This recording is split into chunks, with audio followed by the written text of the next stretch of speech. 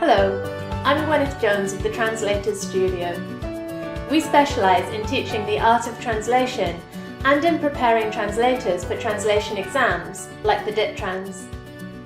In this video, I interview Matt Leedham, an up-and-coming translator and subtitler who works in Spanish and French to English.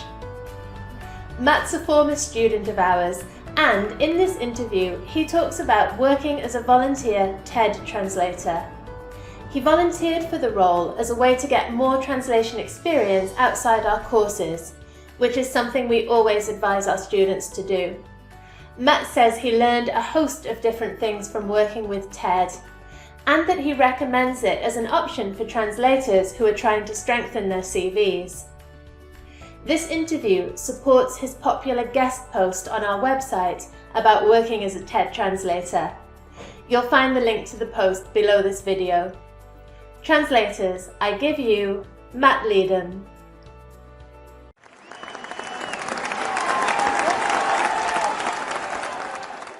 Tell us the story of how you became a TED translator. Yeah, so I guess I should probably start kind of quite far back towards the beginning in terms of how I kind of got into languages and why I wanted to go into translation. I guess if you go all the way back to kind of high school, and I'd always enjoyed sort of learning languages, and I'd always been engaged by that. And I did this kind of typical route of studying French and Spanish at university, and I'd always been interested in translation as a big part of the degree.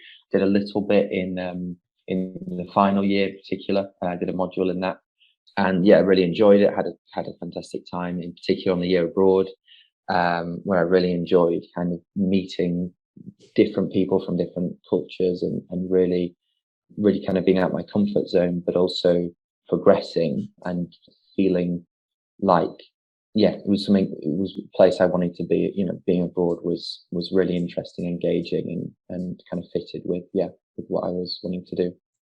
And so in terms of the TED in particular, so after I graduated, I had a year working, but kind of taking time off from education, and was kind of thinking about what I wanted to do.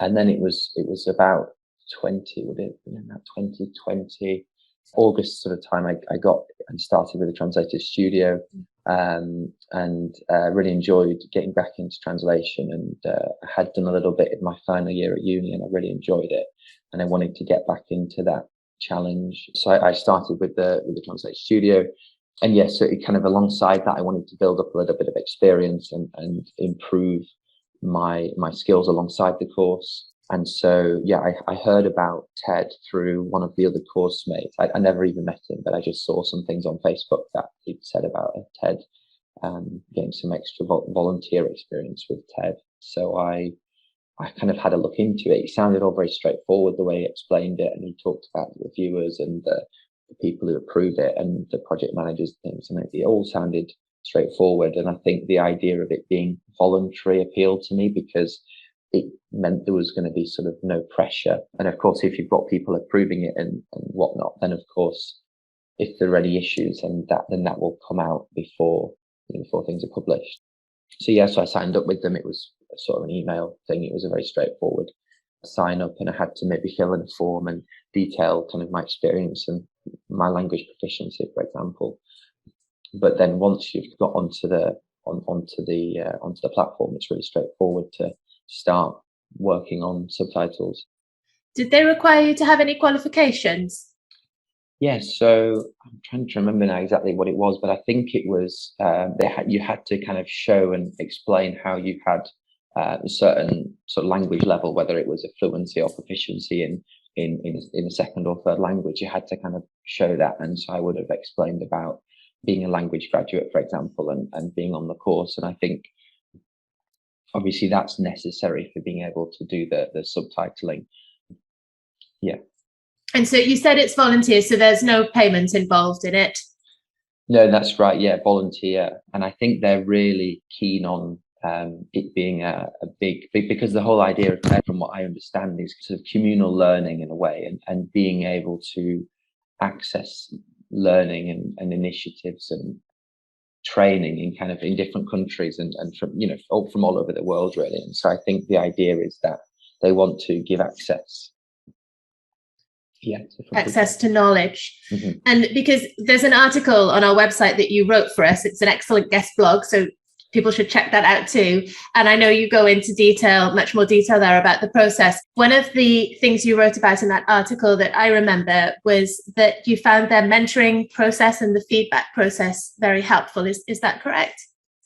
Yeah, 100%. Yeah, I would say it's really, really important and significant in terms of getting subtitles published and building up a kind of a bit of a portfolio. I think, as I maybe mentioned on the article, I'm not sure, but if without the mentoring process and without more experienced translators reviewing and approving your work, it can kind of just get left a little bit on the platform, and so nobody kind of, it's not published at that point. And so for me, for example, kind of going back a while now, it would have been the end of 2020, I think, when I sort of November 2020, I think it was, when I was getting into this, and I sent out lots of messages to different people, because you can see all of the different profiles of the different translators on the TED website, and so I sent lots of lots of messages to different people to try and see if they would mentor me, because it's a 3-month agreement, as it were, and it works really well, and I was really pleased with how it went. But to start with, there was 3 or 4 messages that I sent, and it was people who, it wasn't the right language combination, so I was asking if they could help me subtitling into English, review that. And there was a French guy who was saying, actually, into French I can do it, but I'm not a specialist into English, so, you know. And then he kind of pointed me in the direction of another lady, and so I think that was really important, and and I found my mentor really helpful. And so now that you're experienced doing this, can you potentially move up and be a mentor to somebody new doing it? Yes, yeah, that is an option. I think when I started, I think it's maybe changed a little bit. When I started, I think you needed 6 published translations or subtitles to then review other people's work, but I think it's maybe gone up to maybe 10 or something now. I'd have to check that, but in any case, you do need to demonstrate a level of, like you say, experience and proficiency doing it. And for people who are thinking about doing this, what is the process from start to finish for any given project? So usually the way it works is you would go onto their platform, which is Caption Hub at the moment. It used to be a different one, but it's moved over. And basically all of the projects are just available, and you can kind of, there's a search, and you can filter via kind of language, the different language combinations, and you can sort of search for different topics and things like that. But there's thousands of videos out there on all different things, and you can just see what's available. And on each one there'll be, whether it's available to, so for example, if it's a French video, if there's transcription of that already, then you would be able to use the transcription from the French and translate into English. Whereas, of course, if you've just got a video and it's just been published, the talk's just been given, and there aren't any transcriptions or anything, then you can, if you're comfortable doing that, then you can actually write the French subtitle, the French transcription, from which then someone else or you could do the English translation. So it's very, very flexible in terms of what you're able to take on and what you feel comfortable to take on. And as I said before, because it goes through a checking process before it's made public, that can iron out any issues. Okay, so you do it and on this platform, and then when you're finished, you kind of say, okay, project finished, someone, reviewer, please help. Yeah, and that can be one of the challenges, one of the difficulties with it, because like I say, you can do a project, and if no one else, if you haven't got a link with someone who is available and is willing to review that work, then it won't necessarily get published. And so there's a bunch of projects I've done recently, and I've just I've not had time, or I've not got round to reaching out to people and making sure that they get published. And so that's kind of, I would like it, because I think they're really interesting talks. I'd like people to be able to to listen to them and watch them. So is that the biggest challenge you've encountered with working for TED? Yeah, I would say, definitely. Because I think in terms of motivation, it's important that you feel like your work is being appreciated and is being kind of, it makes a bit of a difference. Definitely, I would say that. I think on the other side of that, I would say the TED team themselves, in terms of the projects, this is kind of the coordinators behind it all. I would say I'm impressed by that. So there was a few issues I had with some projects that just weren't being visible, and I had done the project and I'd sent it off, and then it just kind of got disappeared into a bit of a vacuum. And so I wrote into the lady who's kind of across all the different social media, who's kind of in charge of it, and she was really helpful, and she's looking into it, and they were getting the kind of the technicians on it and things. So I think that aspect is really good. Okay, that's good. So it sounds like as long as you're proactive about it, then you can push it forward. Mm-hmm. Yeah, for sure, definitely. And as, just kind of going back to what I said about the mentors, I think again, in terms of being proactive, like I wrote to 3 or 4 people before I was actually able to finally get someone who was available and was willing. So I think if you've got the time and if you've got the motivation to put yourself out there, then there are definitely opportunities to get some work published. Yeah. What would be your message to someone thinking about signing up to be a TED translator?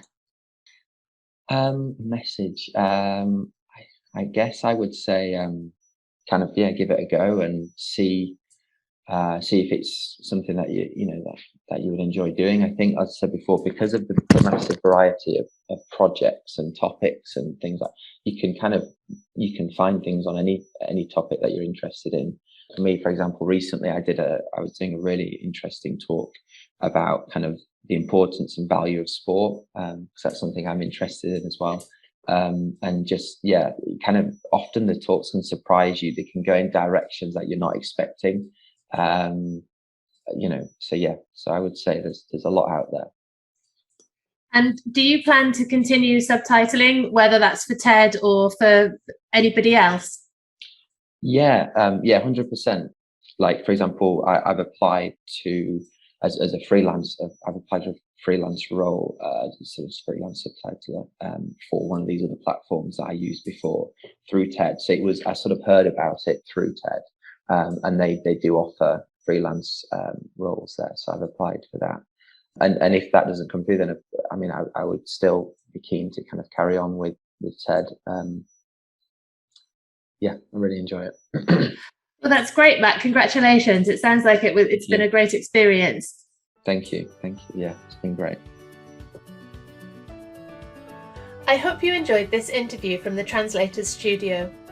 We specialise in teaching the art of translation and in preparing translators for certification through the Diptrans exam. If you like our content, please let us know by clicking on the subscribe button. See you in the next video.